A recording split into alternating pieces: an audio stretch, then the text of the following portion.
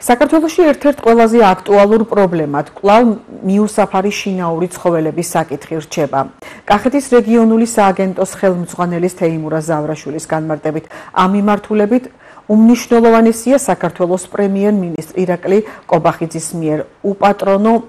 მიკედლებული ცხოველების პოპულაციის მართვის საპილოტო პროგრამის დამტკიცების შესახებ ხელმოწერილი დოკუმენტი. მიღებულია ახალი კანონი, რომელსაც დიდი ხნის განმავლობაში ამუშავებდნენ, რომ ყველა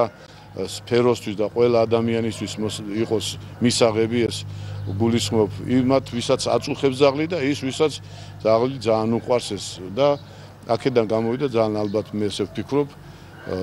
გაწონასწორებული ყველა მხრისთვის მისაღები კანონი მივიღეთ. და პლუს ის, რომ მთავრობა ყოველდღიურად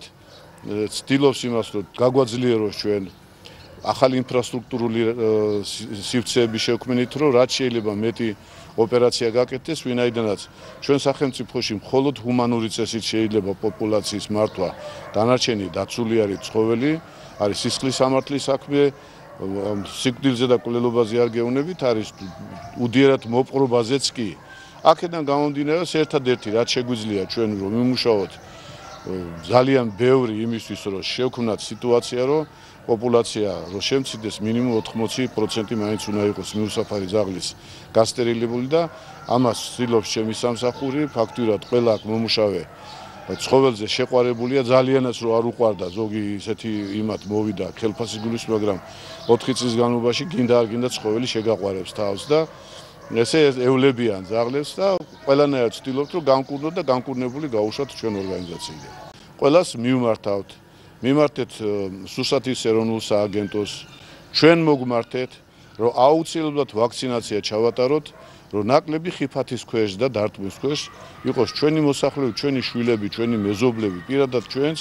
რომ ძაღლები ავცრათ, რაც შეიძლება მეტი იყოს ეს ვაქცინაცია და ცოფისგან დავიცვათ თავი და ეს არის განუკურნებელი სენი, ღმერთმა დაიფაროს კიდევ ერთხელ საუბრობ,